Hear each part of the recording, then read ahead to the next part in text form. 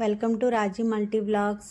ఈ సీజన్లో ఎక్కువ ఫ్రెష్గా దొరికే కొత్తిమీర పుదీనాతో సంవత్సరం మొత్తం నిల్వ చేసుకునే పచ్చడి ఎలా చేసుకోవాలో చూపిస్తున్నానండి. ఈ పచ్చడి అన్నం మరియు టిఫిన్స్లోకి అద్భుతంగా ఉంటుంది. దీనికోసం నేను ఎలాంటి కెమికల్స్ పెస్టిసైడ్స్ యూస్ చేయకుండా ఆర్గానిక్గా పెంచిన మా గార్డెన్లోని కొత్తిమీరని యూస్ చేస్తున్నాను. ఈ పచ్చడి తయారు చేసుకోవడానికి ఫ్రెష్గా ఉన్న కొత్తిమీర పుదీనా తీసుకొని ఎక్కువ వాటర్ ఉన్న పెద్ద గిన్నెలో వేసి 4-5 సార్లు బాగా కడిగి శుభ్రం చేసి పక్కన పెట్టుకోవాలి. ఆకుకూరల్లో మట్టి ఎక్కువగా ఉంటుందండి. బాగా కడుక్కొని తడి పోయేంత వరకు ఆరనివ్వాలి. ఇది ఆరడానికి న్యూస్ పేపర్ లేదా పొడి క్లాత్ వేసి ఫ్యాన్ గాలికి 5-6 అవర్స్ ఆరపెట్టుకోవాలి. ఒక బౌల్ తీసుకొని ఒక 100 గ్రామ్స్ వరకు చింతపండు తీసుకొని కడిగి కొంచెం వాటర్ వేసి నానబెట్టుకుని పక్కన పెట్టుకోవాలి. చింతపండు నానడానికి వేడిగా ఉన్న వాటర్ వేస్తే త్వరగా నానుతుంది, గుజ్జు కూడా బాగా వస్తుందండి. బాగా ఆరిపోయిన పుదీనా కొత్తిమీరను ఇలా సన్నగా తరిగి పక్కన పెట్టుకోవాలి.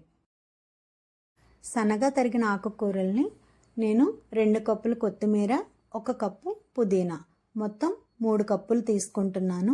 ఇప్పుడు స్టవ్ అంటించి కళాయి పెట్టుకొని వేడెక్కిన తర్వాత 2 టేబుల్ స్పూన్లు ఆయిల్ వేసుకొని ఈ ఆకుకూరలన్నీ కూడా వేయించుకోవాలి. వీటిని మీరు విడివిడిగా కూడా వేయించుకోవచ్చు, 2 కలిపైనా కూడా వేయించుకోవచ్చు. నేను ఇక్కడ పుదీనా కొత్తిమీర 2 కలిపి వేయిస్తున్నాను. సో మీరు ఒకటేసారి మొత్తంగా వేయించుకోవచ్చు, లేదంటే కొంచెం కొంచెంగా కూడా వేస్తూ వేయించుకోవచ్చు. ఇందులోని తడి మొత్తం పోయేంత వరకు, ఆయిల్ పైకి తేలేంత వరకు బాగా ఫ్రై చేసుకోవాలి. మనకి ఇక్కడ పూర్తిగా ఫ్రై అయిపోయింది చూడండి. సో ఈ విధంగా మొత్తం ఫ్రై చేసుకొని ఒక మిక్సీ జార్లోకి తీసుకోండి. ఇదే పాన్లో నానబెట్టుకున్న చింతపండు గుజ్జు తీసుకొని తగినంత వాటర్ వేసుకొని చింతపండు గుజ్జు అడుగు కట్టకుండా దగ్గరగా వచ్చేంత వరకు బాగా కలుపుతూ దీన్ని ఉడికించుకోవాలి. ఉడికిపోయిన తర్వాత దీన్ని స్టవ్ ఆఫ్ చేసి పక్కన పెట్టి చల్లారనివ్వాలి.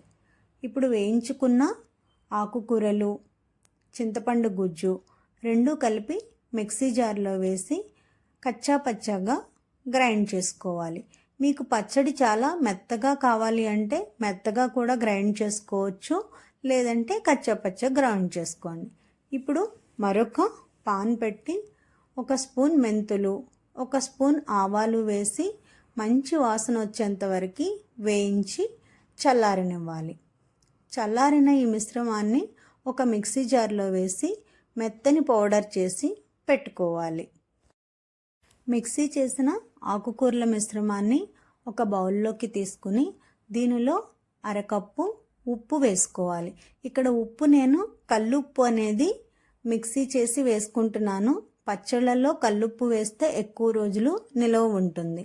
1 కప్పు కారం, మెంతులు, ఆవపిండి 1 స్పూన్ వేసి ఇవన్నీ బాగా కలిసేలాగా బాగా కలుపుకోవాలి.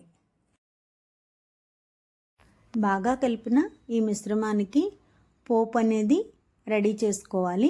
పోపు పెట్టడానికి స్టవ్ అంటించి ఒక కళాయి పెట్టుకొని కళాయి వేడెక్కిన తర్వాత 1/2 కప్పు ఆయిల్ వేసి ఆయిల్ కూడా వేడెక్కనివ్వాలి. ఇందులో 2 స్పూన్లు పచ్చశనగపప్పు, 2 స్పూన్ల మినప్పప్పు, 2 స్పూన్ల జీలకర్ర, 2 స్పూన్లు ఆవాలు, 5-6 ఎండుమిర్చి చిన్నగా కట్ చేసి వేసుకోవాలి. 1/2 స్పూన్ వరకు ఇంగువ వేసి 10-15 వెల్లుల్లి రెబ్బల్ని కచ్చాపచ్చాగా దంచి వేసి ఇవన్నీ బాగా వేయించుకోవాలి. చివరగా ఫ్రెష్గా ఉన్న కరివేపాకుని 4-5 రెమ్మలు కూడా వేసి పోపు మొత్తం బాగా వేగనివ్వాలి. వేగిన ఈ పోపు చల్లారిన తర్వాత పచ్చడి మిశ్రమంలో వేసి బాగా కలుపుకుంటే ఎంతో రుచిగా ఉండే కొత్తిమీర పుదీనా పచ్చడి రెడీ అయిపోతుంది. ఈ పచ్చడి ఫ్రిడ్జ్లో పెట్టుకుంటే సంవత్సరం అంతా నిలవ ఉంటుంది. బయట పెట్టుకోవాలి అంటే జాడీ లేదా గాజు సీసాలో వేసి పచ్చడి మునిగేంత వరకు ఆయిల్ వేసుకుంటే ఎక్కువ కాలం నిలవ ఉంటుంది. ఇది డైజెషన్ సిస్టమ్ని ఇంప్రూవ్ చేస్తుంది. మరియు ఒంట్లో బాగోక రుచి ఏమీ తెలియని టైంలో ఇలాంటి పచ్చడి తింటే నాలుకకు మంచి రుచి వస్తుంది.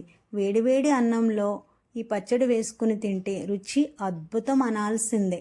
చూసారు కదండి, మీకు ఎలా అనిపించిందో కామెంట్ చేసి చెప్పండి. వీడియో నచ్చితే లైక్ చేయండి, ఛానల్ని సబ్స్క్రైబ్